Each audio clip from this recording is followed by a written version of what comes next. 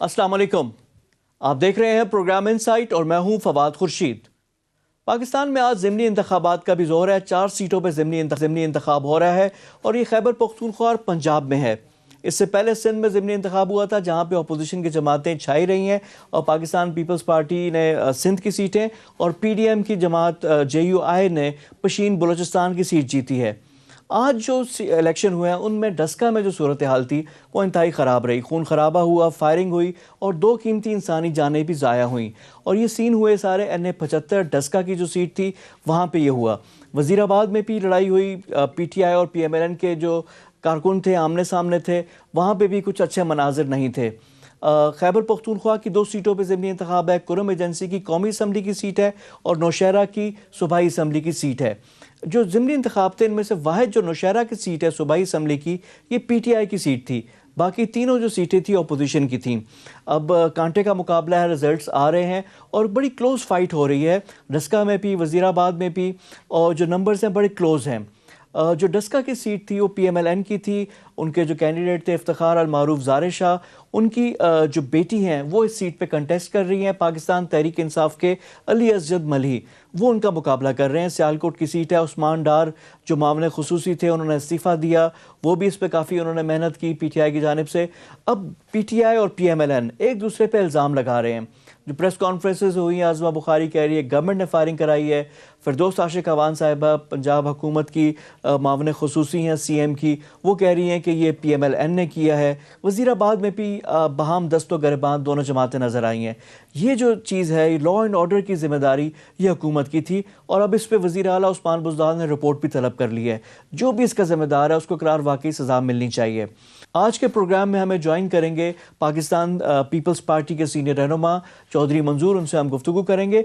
और मुमताज़ माहिर मईशत डॉक्टर अशफाक हसन भी हमें प्रोग्राम में ज्वाइन करेंगे, पाकिस्तान की इकॉनमी बारे उनसे गुफ्तगू करेंगे। लेकिन आगाज़ गुफ्तगू करते हैं चौधरी मंजूर अहमद से। चौधरी साहब अस्सलाम वालेकुम and welcome to the show. वालेकुम अस्सलाम। चौधरी साहब, सबसे पहले तो ज़िमनी इंतखाब थे, सिंध में तो आप लोगों ने क्लीन स्वीप कर दिया।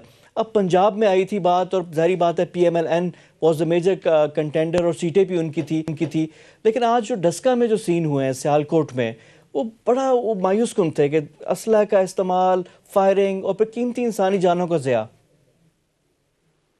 कौन असला का इस्तेमाल किसने किया है? आपने उस दिन कराची में भी नहीं देखा। हुकूमती पार्टी हम थे, असला लहरा कर वो आ गए। तो यहाँ पे तो उनकी हुकूमत है, उनका माइंड सेट ही यही। किसकी जिम्मेदारी है लॉ एंड ऑर्डर को कायम रखना? हुकूमत की जिम्मेदारी है। और जब हुकूमत ही फायरिंग कर रही हो, हुकूमत ही लोगों को भगा रही हो, हुकूमत कब्जे कर रही हो पोलिंग स्टेशनों पे, तो फिर क्या होगा? अच्छा, ये तो बड़ा अनफेयर है।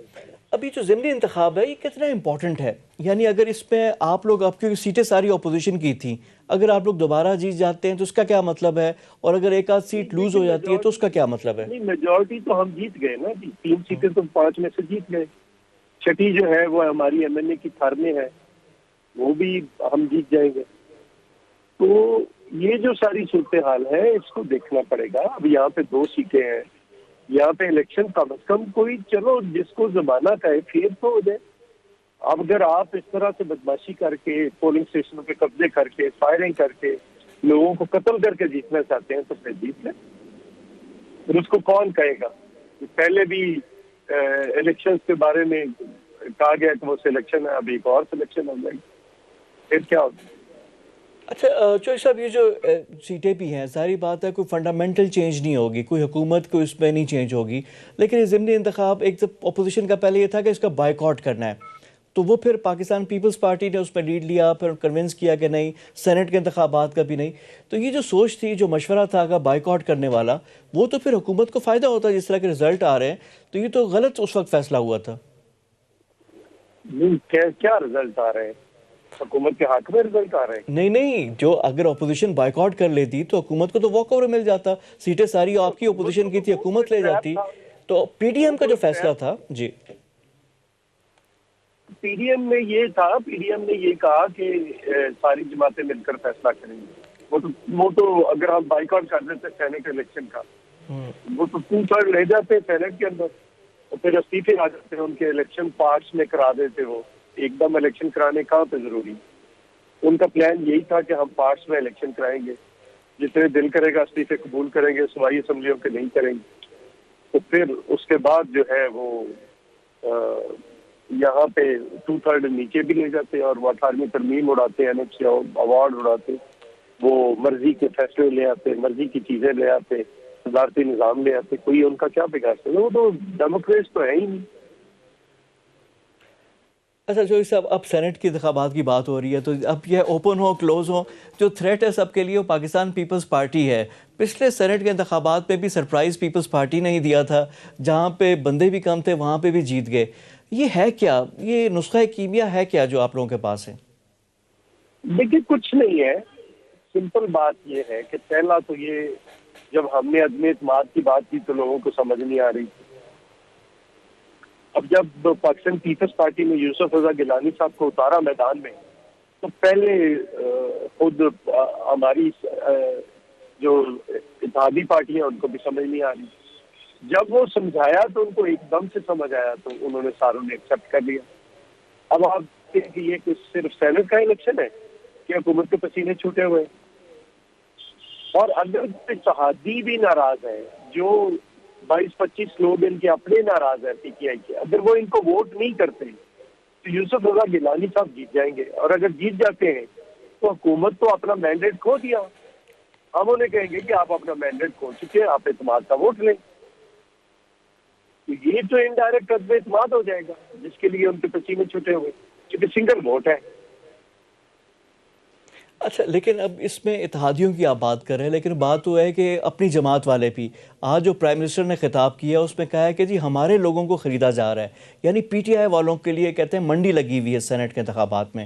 تو کس نے منڈی لگائی ہوئی ہے؟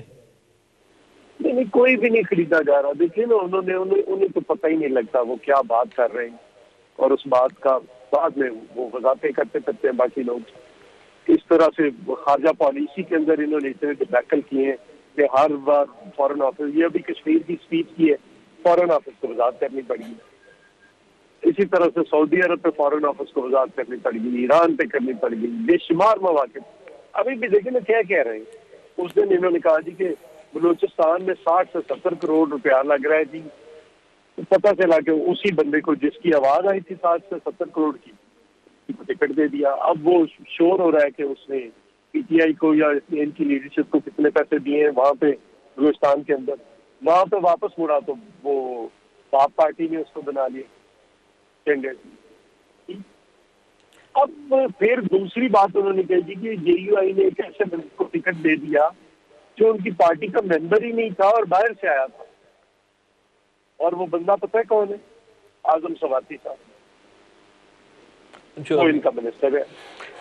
مجھے پتہ ہی نہیں ہوتا کہ وہ کیا بات کر رہے ہیں. میں یہ کہہ رہا ہوں کہ دیکھیں کسی کا ووٹ ڈالنا، اگر بندہ ووٹ ڈالنے لگتا ہے وہ کسی دوسری پارٹی کو ڈالے تو چلو غلط ہو گیا. اگر ایک بندہ ووٹ ڈال ہی نہیں رہا، بس عامر لیاقت سے لے کر کتنے لوگ کہہ رہے کہ ہم نے حفیظ شیخ کو ووٹ نہیں دینا، کہہ رہے نا.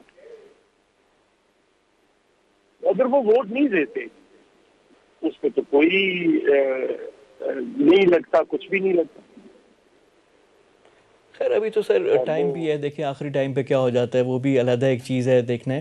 اب پاکستان پیپلز پارٹی کے متعلق میں بات کرتا ہوں. سندھ میں تو بہت اچھے ریزلٹس آئے آپ لوگوں نے جو لیے ہیں کہ نمبر 2 اور 3 پہ تو کوئی تھا ہی نہیں، ایگزسٹ ہی نہیں کرتا تھا، ضمانتیں ضبط ہو گئی. لیکن پنجاب میں جو پاکستان پیپلز پارٹی ذوالفقار علی بھٹو کے زمانے میں تھا، اب وہ والا اثر کیوں نہیں نظر آ رہا؟ اور جماعت اس کے لیے کیا کر رہی ہے؟ ظاہری بات ہے آپ بھی عہدیدار ہیں پنجاب کے لیول پہ، اور ظاہری بات ہے پنجاب کے علاوہ حکومت نہیں بن سکتی. پاکستان پیپلز پارٹی اس پہ کیوں پیچھے نظر آ رہی ہے؟ دیکھیے کوئی پیچھے نظر نہیں آ رہی. کب سے توڑ رہے ہیں پیپلز پارٹی؟ 77 سے لگے ہوئے توڑنے پیپلز پارٹی. یہ 18 کے الیکشن میں نواز لیگ کے خلاف تھے، لیکن سب سے زیادہ بندے کس کے توڑ کر لے کر گئی ہے اسٹیبلشمنٹ؟ Peoples party. پنجاب میں جو کوئی الیکشن لڑنے والا تھا وہ سارے توڑ کے لے گئے. ان حالات میں پیپلز پارٹی کا زندہ رہ جانا ایک معجزہ ہے، اور ابھی ہم دوبارہ ریوائیو کرنا شروع کر دیے. آپ دیکھیں گے چند دنوں میں ہم آنے والے دنوں میں بلاول صاحب کا پروگرام بنا رہے ہیں، اور اس سے چیزیں آپ دیکھیں گے بہت بہتر ہونا شروع ہو جائے. اچھا لیکن چوہدری صاحب کیونکہ آپ بھی سیاست کے اسٹوڈنٹ بھی ہے، ظاہری بات ہے کہ ہوا ہوتی ہے، ایک ویو آتی ہے، جو چیز آتی ہے، تو اس کے لیے کیا صورتحال بنانی پڑے گی آپ لوگوں کو، کیا تو ہوگا؟ وہ جی آپ کو پتا ہے نا کہ ہمارے کتنے تھے 1990 میں ہمارے ساتھ کیا ہوا تھا، ہم پھر واپس ریوائو کیے، پھر 1997 کے الیکشن میں کیا ہوا تھا، صرف 14 سیٹیں رہ گئی، 2002 میں پیپلز پارٹی نے پھر ریوائو کیا تھا، 2008 میں ہماری حکومت بن گئی، یہ ہوتا رہتا ہے، یہ کوئی ایسا ایشو نہیں اچھا پی ڈی ایم کے آ جاتے ہیں، جو لانگ مارچ کی بات ہو رہی ہے، ریوائو کرنے کی۔ چلے وہ تو پھر ظاہری بات ہے، میدان بھی ہے، ٹائم بھی ہمارے سامنے آ جائے گا، ایوری تھنگ وڈ انفولڈ۔ اب پی ڈی ایم کا جو لانگ مارچ کی بات آ رہی ہے، 26 مارچ کا ہے، احتجاج کا بھی ہے، مختلف باتیں، ظاہری بات ہے مشاورت بھی چل رہی ہے، تو رمضان کی کنسیڈریشن ہے آپ لوگوں کے سامنے کہ رمضان کی بھی آمد ہوگی 2-3 تو ہفتے بہت میں؟ دور ہے جی، یہ رمضان تو بہت دور ہے، 12 اپریل تک ہے، 12 اپریل کس نے دیکھا؟ چلیے ٹھیک ہے، کوئی آپ لوگوں کا 126 دنوں کا پلان نہیں ہے کہ شارٹ ٹرم آپ لوگوں کا اگر ہوا بھی تو ہوگا؟ شارٹ ٹرم آپ لوگ سمجھ ہی نہیں پا رہے ہیں، یہ اس قسم کا لانگ مارچ نہیں ہے کہ عمران خان لاہور سے نکل پڑا تو لانگ مارچ ہو گئے، یہ سارے پاکستان سے ساری جماعتیں نکلیں گی، اکیلے مولانا صاحب نکلے تھے تو ان کی سانسیں پھولی ہوئی، جب کشمیر سے لوگ نکل آئیں گے، جی بی سے نکل آئیں گے، کے پی سے نکل آئیں گے، بلوچستان سے نکل آئیں گے، پنجاب سے نکل آئیں گے، سندھ سے نکل آئیں گے، یہ اس کو سسٹین کیسے کر پائیں گے؟ اچھا چوہدری صاحب، لوگ آئیں گے، لوگ چلے جائیں گے، لیکن ایک جو باریک بات آپ لوگ کر رہے ہیں، چلے جائیں گے۔ وہ کہہ رہے ہیں کہ جی ان ہاؤس چینج کی بات، یہ آپ یوسف رضا گیلانی کا بھی آپ نے حوالہ دیا کہ وہاں سے وہ آ کر آپ وہ کریں گے، اس کی کتنی پاسبلٹی ہے؟ کیا یہ حقیقت پہ مبنی کوئی چیز ہے؟ کوئی بیک گراؤنڈ ہوم ورک ہوا ہے اس پہ؟ یہ آپ کے خیال کے مطابق جو ان کے ساتھی ہیں وہ راضی ہیں ان سے، ان کے اپنے ممبران راضی ہیں سارے؟ سر آپشن کی بات ہوتی ہے نا کہ وہ ہو جائیں، تو وہ پھر آپ لوگوں کے ساتھ بھی تو نہیں ہے نا ابھی؟ پالیٹکس کے اندر آپ لوگوں نے دیکھیں نا، ایم کیو ایم نے سوچنا ہے کہ انہوں نے اپنی اس حکومت کو بچانا ہے کہ اپنی سیاست بچانی ہے۔ کاف لیگ جو ہے وہ بھی سخت ناراض ہے اور مطالبات رکھ رہی ہے، ان کے اپنے ممبران ناراض ہیں اور مطالبات رکھ رہے ہیں۔ لیکن چوہدری صاحب دیکھیں نا، اب کاف لیگ ہے، ایم کیو ایم پاکستان ہے، اب یہ تو آئے ہوئے ہیں نا، ان کے ساتھ ملے ہوئے بھی ہیں، اور ظاہری بات ہے کیسے ملے ہوئے؟ جی پاکستان تحریک انصاف کے ساتھ ہی ہے نا ہر جگہ پہ، اور وہ ناراضگی بھی شو کرتے ہیں، کیسے لیکن ملے ہوئے؟ جہاں پہ موقع آتا ہے ان کے اگر ساتھ ہی ہوتے ہیں۔ ایم کیو ایم کا خارج مقبول صدیقی یہ کہتا ہے کہ مجھے تو یہ نہیں پتا میں اس وقت کے ساتھ کیوں ہوں، تو اس کا کیا مطلب ہے؟ جی لیکن سر وہ پاکستان پیپلز پارٹی کے ساتھ بھی تو نہیں ہے نا، سندھ میں بھی جو آپ کی صورتحال ہے، اپوزیشن ویسے ہے۔ یہ جی کہا ہی نہیں ہے کہ پیپلز پارٹی کے جی ساتھ ہے۔ اسی طرح پی ایم ایل کیو کی ہے تو ان کے سینیٹر ہیں کامل علی یہ آغا۔ آپشن آپ دیکھیں نا، آپ ہر چیز کو لے رہے ہیں مطلب بلیک اینڈ وائٹ میں، اچھا یہ یعنی ہر وقت بلیک اینڈ وائٹ میں نہیں ہوتی، یعنی گرے ایریا جو آپ کہہ رہے ہیں گرے کہ بیچ میں۔ ایریاز بھی ہوتے ہیں، بے شمار گرے ایریاز ہوتے اچھا چوہدری صاحب آج پھر ہیں۔ ایک میں آپ کے دفعہ سامنے آپشن رکھ رہا ہوں کہ ہماری حمایت بھی نہ کریں، تو اگر ہماری مخالفت بھی نہ کریں نہ کریں تو یہ پھر ناکام صورتحال ہوگی۔ کیا ہو جاتی ہے، اور پھر یہ کہ آپ عدم اعتماد نہیں لے کر آئیں گے، آپ کہیں گے کہ آپ اپنا شو کریں، اپنی اسٹرینتھ شو کریں، تو دونوں میں فرق بھی ہے۔ اچھا چوہدری صاحب لاسٹ ایک چیز ہے، وہ مہنگائی کا طوفان ہے، مہنگائی کا طوفان آیا ہوا ہے، آج گھی کی قیمتیں بڑھ گئی ہے، پیٹرول ہے، بجلی ہے، اب یہ ساری چیزوں پہ اپوزیشن کی وہ والی اسٹرانگ آواز نہیں آتی جو باقی چیزوں پہ آتی ہے، گورنمنٹ کے خلاف بیانات آتے ہیں، یہ عوامی ایشوز ہیں، ان کو کیوں نہیں زیادہ ڈسکس کیا جاتا؟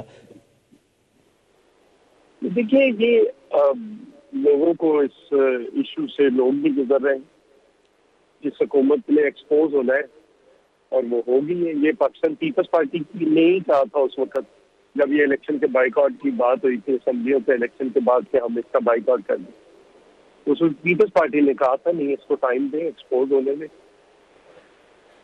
اب بری طرح ایکسپوز ہوتی، اب اس کو ہٹانا کوئی ایشو ہی نہیں۔ چلیں ہم گفتگو کر رہے تھے چودھری منظور صاحب سے، بہت شکریہ آپ کے ٹائم کا، جو پاکستان پیپلز پارٹی کے سینئر رہنما تھے، ان سے ہماری بات چیت ہو رہی تھی۔ ضمنی انتخاب آج جو سیالکوٹ پہ جو سین تھے ڈسکا میں، وہ اتنے اچھے نہیں تھے، فائرنگ ہوئی، قیمتی انسانی جانیں بھی ضائع ہوئیں، اور اب ظاہری بات ہے نتائج بھی آ رہے ہیں، یہ سلسلہ جاری رہے گا۔ پروگرام میں وقت ہو گیا ایک بریک کا، بریک کے بعد آ کر کچھ پاکستان کی معیشت بارے گفتگو کریں گے، ڈاکٹر اشفاق حسن ہمیں جوائن کریں گے، ہمارے ساتھ رہیے گا۔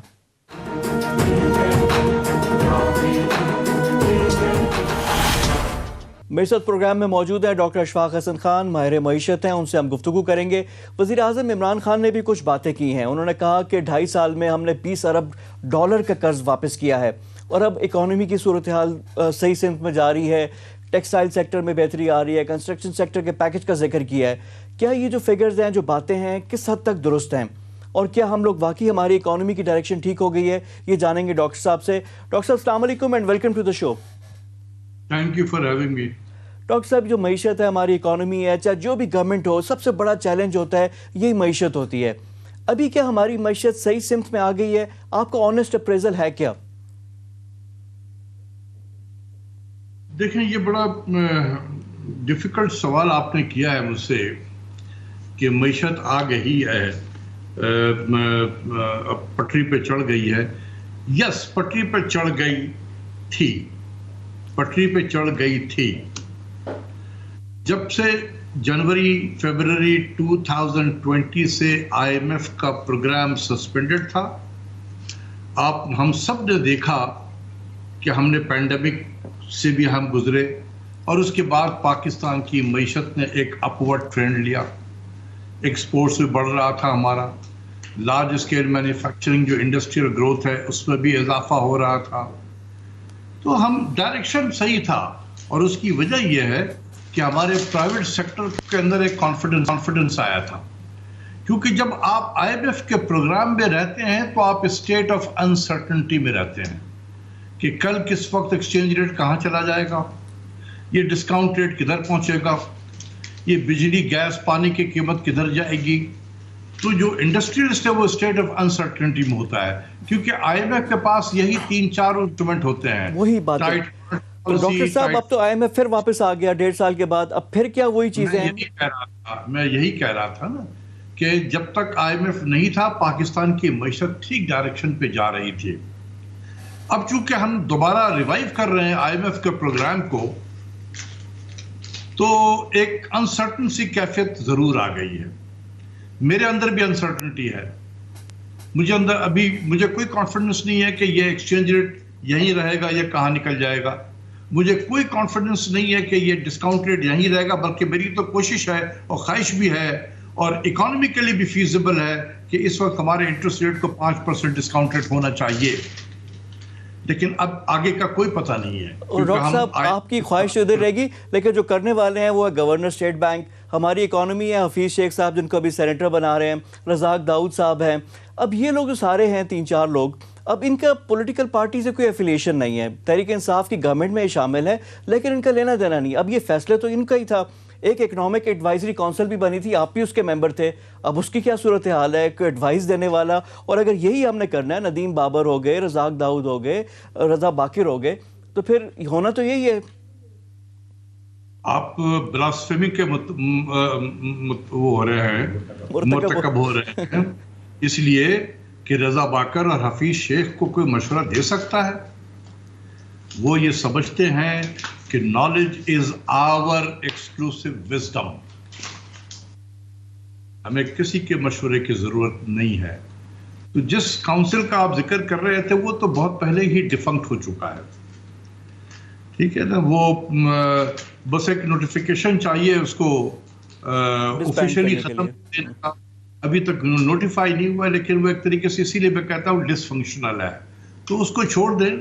اور دوسری یہ کہ آپ بلاسفیمی کر رہے ہیں یہ کہہ کر کہ ان کو مشورے کی ضرورت ہے، ہرگز نہیں بھائی، یہ بڑے قابل لوگ ہیں، ان کو کسی مشورے کی ضرورت نہیں ہوتی ہے۔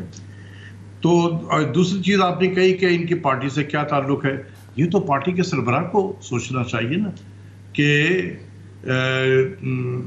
ہم تو تحریک انصاف کی حکومت آئی ہے اور جتنی بھی کی منسٹریز ہیں وہ ان کے لوگوں کے پاس بھی نہیں ہے، تو یہ پارٹی کے صدر کو، عمران خان صاحب کو، پرائم منسٹر جو ہیں، یہ ان کو سوچنے کی چیز ہے، یہ میرے اور آپ کے سوچنے کی چیز نہیں ہے یہ۔ اچھا ڈاکٹر صاحب، ابھی حال ہی میں آپ کا ایک بیان بھی آیا تھا جس پہ آپ نے کہا کہ اس گورنمنٹ کے لیے جان بوجھ کر ٹریپس رکھے گئے تھے، اکنامی کے چیلنجز تھے، گزشتہ گورنمنٹ کو پتا تھا، اور انہوں نے جان بوجھ کر ایسی مشکلات چھوڑی ہیں اس گورنمنٹ کے لیے کہ اکنامیکلی یہ صحیح طرح نہ ہو سکے۔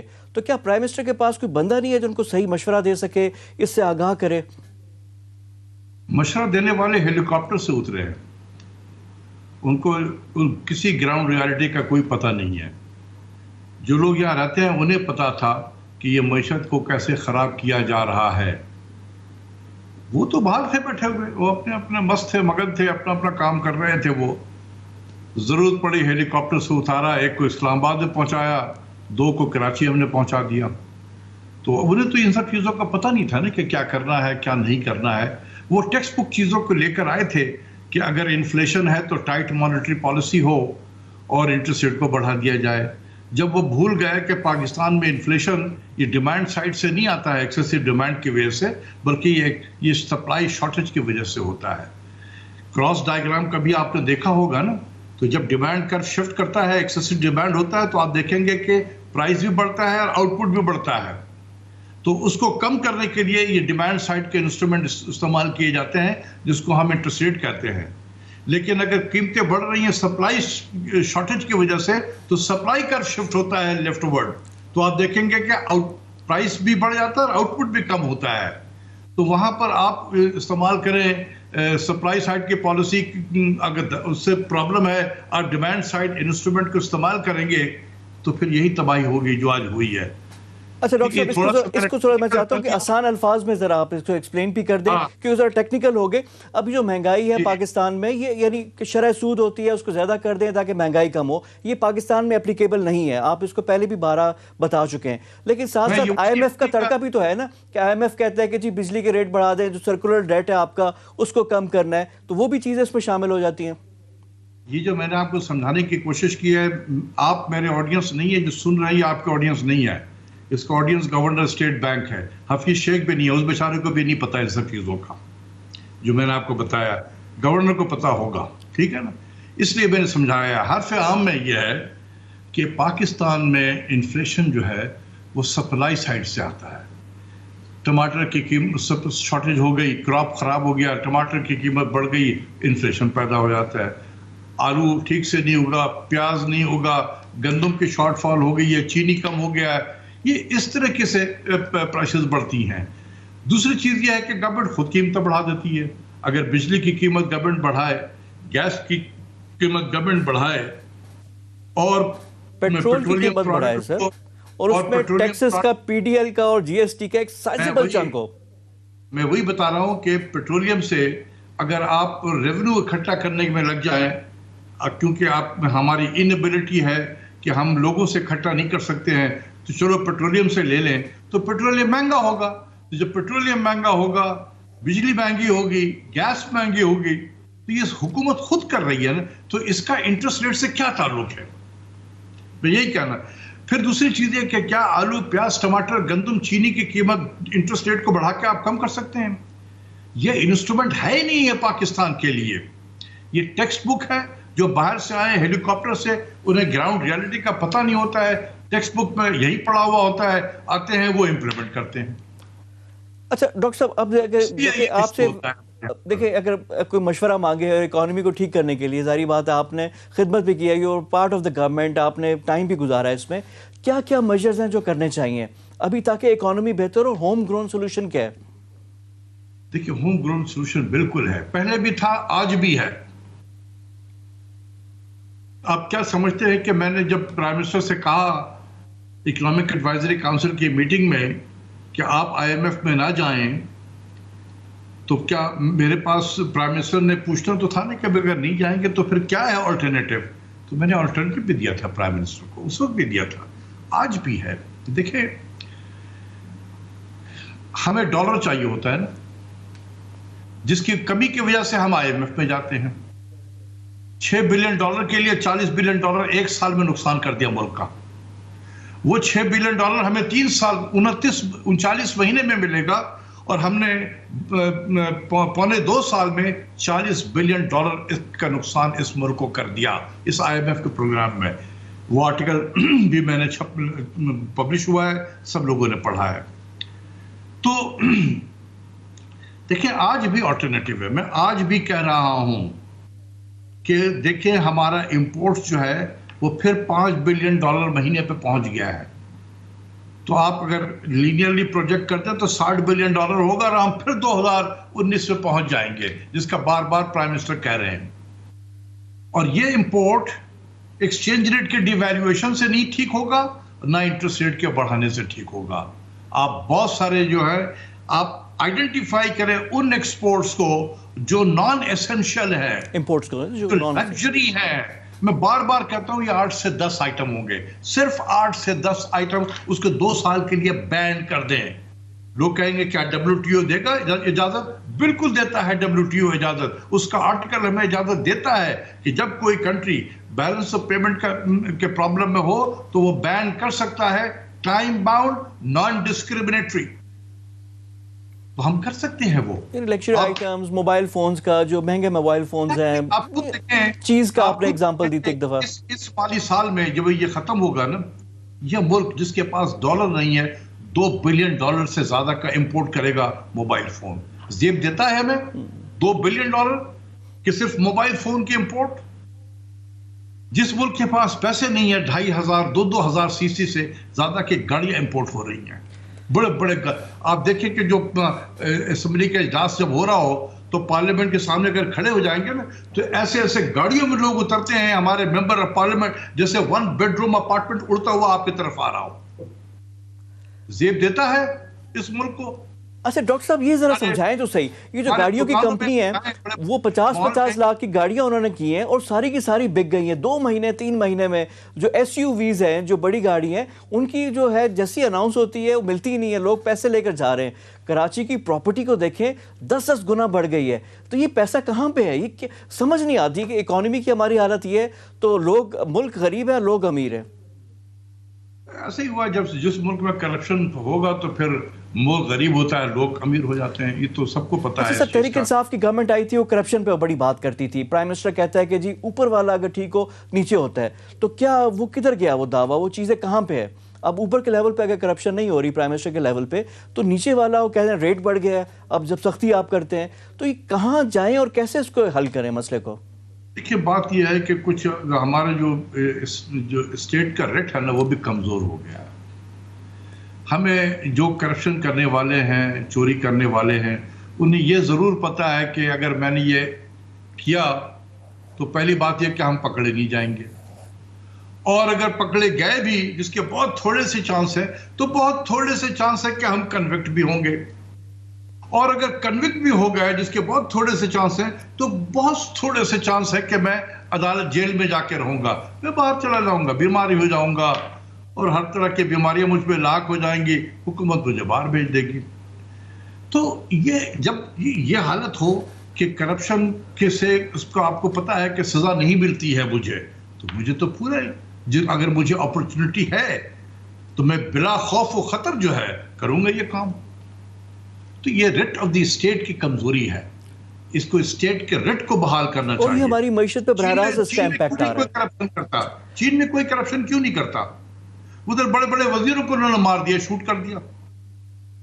تو بالکل ٹھیک ہے, ہم کہیں گے نہیں ہم وہ نظام نہیں لا سکتے ہیں.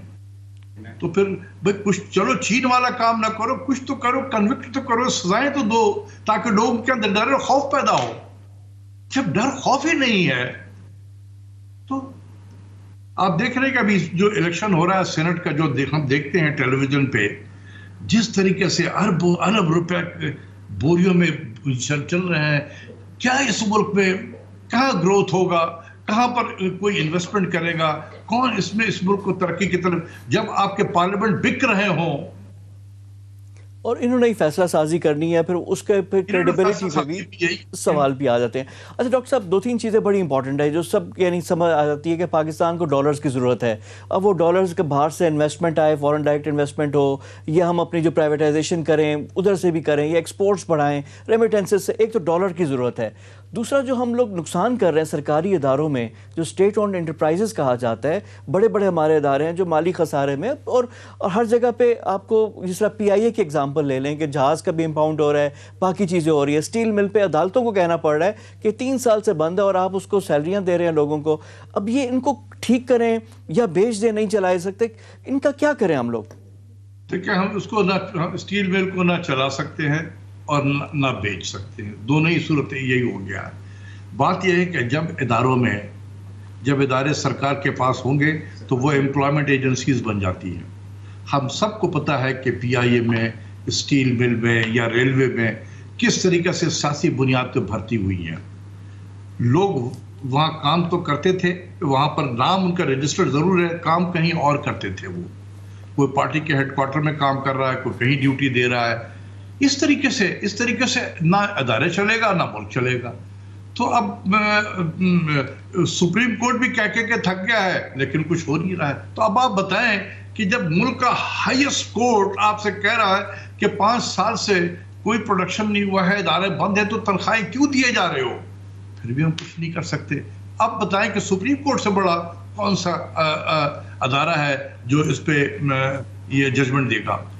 तो क्या हो रहा है कि ये बहुत ही अच्छी चीज नहीं है जब किसी भी मुल्क के लिए जब रेट ऑफ द स्टेट कमजोर हो जाए तो फ्री फॉर ऑल हो जाता है उस माशरे में। तो आप बताएं कि कौन आएगा इस मुल्क में इन्वेस्टमेंट करने के लिए जहां पर फ्री फॉर ऑल हो जाए। अच्छा डॉक्टर साहब, आखिरी सवाल अब मैं करना चाह रहा हूँ आपसे कर्जों के मुतालिक। प्राइम मिनिस्टर कहते हैं कि जी मुल्क पे बड़ा कर्जा हो गया, हमें कर्जा लेके कर्जा वापस करना पड़ा है। अब ये जो हमने कर्जे लिए हैं पिछले 2.5 साल में, अब इनका क्या होगा, इनकी अदायगियों का क्या होगा? How we will manage it? और जो एक पॉलिसी है हमारी डेट वाली, इस पे हम क्या कर सकते हैं?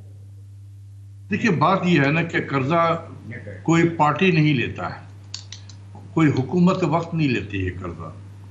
कर्जा लेता है सॉवरन स्टेट, कर्जा लेता है जो भी उसकी जिसकी भी हुकूमत रियासत कर्जा लेती है, ठीक है ना, उसको सॉवरन गारंटी होती है उसकी। तो ये कहना कि जी माजी में बहुत कर्जे लिए हैं, यस लिए हैं, वो बहुत ही नालायक थे, जब भी तो हटा दिए गए ना, आवाम ने उन्हें हटा दिया। तो अब आपकी बारी है ना, अगर आपने भी उसी तरीके से कर्जा लेना शुरू कर दिया ये कहने के लिए कि हमने माजी के कर्जे उतार रहे हैं, तो भाई आपके बाद आने वाले भी यही कहेगा कि हमने माजी के कर्जे उतार रहे हैं, तो वो भी लेंगे। तो ये सोल्यूशन नहीं है। सोल्यूशन है अल्लाह ताला ने अपॉर्चुनिटी दी है आपको, ठीक है। जैसे 98 में जब हम पे इकोनॉमिक सैंक्शन लगा, हमारे पीछे पूरे 90 की दिहाई थी, जिसको इशरत हुसैन साहब कहते हैं कि it was lost decade for Pakistan. और हमारे जो पब्लिक डेट था जीडीपी के 100% के बराबर था, 100%, लेकिन हमने वहां से 55 पे ले आए थे, कम करके 8-10 सालों में। वो कैसे आए थे? कोई पॉलिसीज था ना। अगर हम ये कहते कि भाई ये तो माजी के लोगों ने कर्जे ले लिए हैं, तो हम क्या करेंगे, हम भी कर्जे ले रहे हैं कर्जे को उतारने के लिए, नहीं। उसके लिए हमने स्ट्रेटेजी बनाई थी, हमने डेट ऑफिस को बनाया था, एक डेट की स्ट्रेटेजी बनाई थी, और उस हिसाब से हम चल रहे थे कि जिसकी वजह से जहां 100% तक कौमी मजमूई पैदावार का वो कम होकर इनफैक्ट 52% ऑफ जीडीपी पे आ गया था बाय 2007-2008। और फिस्कल रिस्पांसिबिलिटी का भी आप लोगों ने कानून साजी भी की थी, डेट की लिमिटेशन कर दी थी कि इससे ज्यादा नहीं होना चाहिए। वो किस लिए बनाया था? हमें ये तो पता था कि सारी जिंदगी के लिए हम तो नहीं रहेंगे वहां पर। जो भी आने वाला आएगा कम से कम कानून की पासदारी तो करेगा। हमारे बाद से वो कानून परपेचुअल वायलेशन में है। Nobody is bothered. अच्छा डॉक्टर साहब, उम्मीद की कोई किरण नजर आ रही है? Light at the end of the tunnel जिसकी बात की जाती है कि जो उम्मीद की किरण है? बिल्कुल है। मैं आपको बताऊं, बिल्कुल है। जितने प्राइम मिनिस्टर साहब हमारी मेहनत करते हैं ना, इमरान खान साहब, ये शख्स ईमानदार है, इसको मुल्क से मोहब्बत है, ठीक है, ईमानदार है, मुल्क से मोहब्बत है, ये कुछ करना चाहता है। मसला यह है कि इनके पास टीम नहीं है काम करने वाले। इस बंदे को आप अच्छी टीम ये बना ले तो ये एक हमारे लिए, ये मुल्क को बहुत आगे लेकर जाएगा। इसके अंदर कोई खराबी नहीं है। ये आदमी सीखता है, अपने जॉब से भी सीख जाता है, और इनके अंदर सलाहियत है सीखने की, बहुत कुछ सीख चुके हैं। सिर्फ टीम चाहिए, टीम। ये मांगे तांगे के से टीम नहीं होती है, न मांगे तांगे पे शादी चलती है, न मांगे तांगे पे रिसोर्सेस पे मुल्क चलता है, ठीक है ना। तो मुल्क में, इस मुल्क के अंदर बहुत अच्छे अच्छे लोग हैं, मुख्तलिफ एरियाज में बड़े अच्छे अच्छे लोग हैं। आपको एनर्जी में भी बड़े बड़े एक्सपर्ट मिलेंगे, यहाँ पर इकोनॉमी के भी बड़े बड़े एक्सपर्ट मिलेंगे, हर एरिया में एक्सपर्ट मिलेंगे आपको। चाइना के साथ कैसे डील करना है, आप यकीन करें कि बेहतरीन एक्सपर्ट हमारे पास मौजूद है। खुदा के वास्ते अपनी नजरें तो निकालो, तलाश करो उन लोगों को। और चेक एंड बैलेंस भी होना चाहिए। जाहिर बात है, जो एक्सपर्ट जो एडवाइस करते हैं उनके लिए थिंक टैंक्स मौजूद होने चाहिए। आपको वही होता है ना कि पार्टीज के पास होते हैं, गवर्नमेंट्स के पास लोग अवेलेबल हैं, आप बनाएं, जो आप टास्क फोर्स बनाते हैं, एडवाइजरी काउंसिल्स हैं, उनको इस्तेमाल करें। पाकिस्तान के पास किसी सियासी जमात में कोई इकोनॉमिक टीम नहीं होती है। वो सब बस लड़ते हैं कि किसी तरीके से इक़्तिदार में आ जाएं। अब जैसे आते हैं वो इधर से पकड़, उधर से पकड़, इसको पकड़ लो, उसको पकड़ लो, फलां को बुला लो, फलां को बुला लो, और उसके बाद करते करते फिर कहते चलो यार IMF के पास चलते सीधे सीधे।